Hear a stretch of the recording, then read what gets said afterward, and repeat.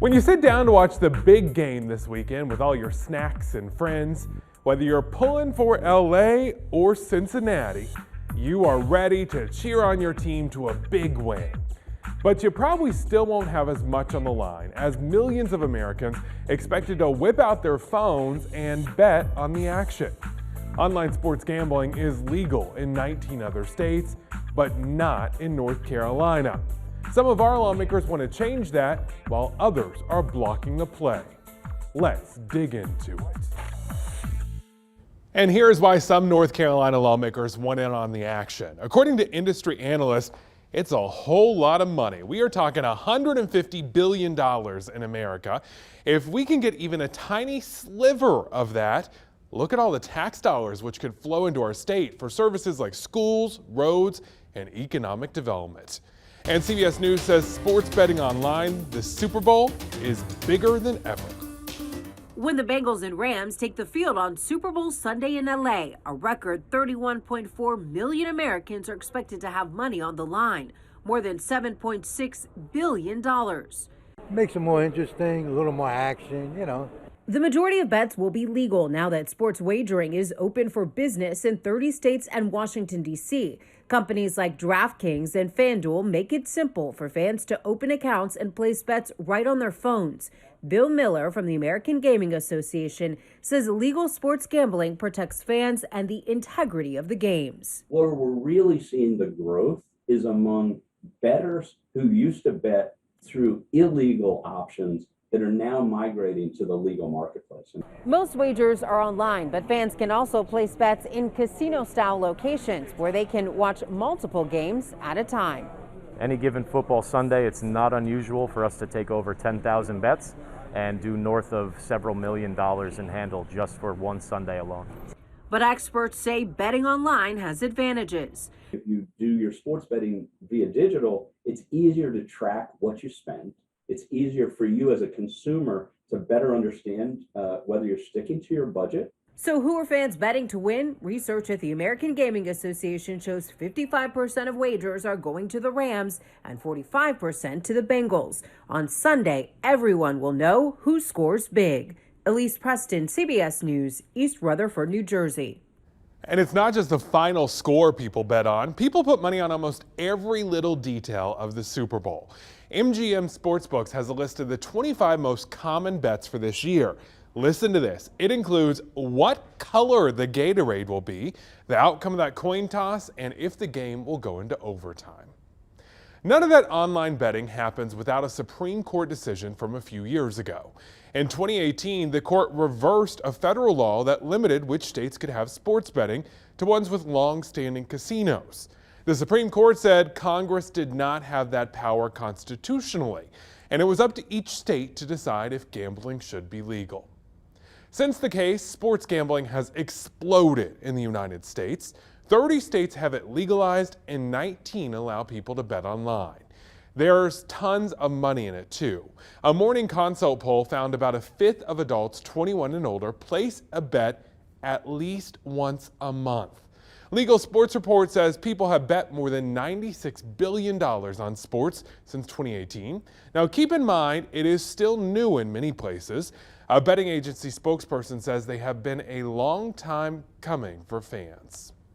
Legalized sports betting was the last piece of the puzzle for sports fans. You know, like we like to go to games, we like to cheer for our teams, we like to, even gather at home and just kind of have people over to watch the games, all kinds of entertainment around sports. Here in the U.S., the last part was legalization of sports betting. North Carolina is already considering a bill to make online sports betting legal in our state. The Senate passed it last summer, but right now it is stuck in a House committee, and it's been that way for months. We talked with leaders on both sides of the vote. One lawmaker who voted against the bill says it just doesn't come up with enough money to sway her. I understand that Virginia gross, the companies doing this business had $3 billion in revenue. And under the North Carolina bill, that would be only $20 million of revenue, which is really not much to move the needle on policy in North Carolina. One of the senators who sponsored the bill disagrees. He says, hey, any amount of extra money is a good thing. When we look at our schools and all kinds of other things, bridges and roads, etc., we need more revenue. And we all want more revenue, and we want it without our taxes going up. Senator Galey says she's worried about people having the power to bet from anywhere on their phones. Basically in secret, it's hard to tell they're doing it. She thinks it could cause more people to get addicted, putting their livelihoods at risk. And you hear the argument that, oh, well, alcohol used to be illegal, now it's legal. And yeah, there are people who have problems with alcohol, but it's a huge industry.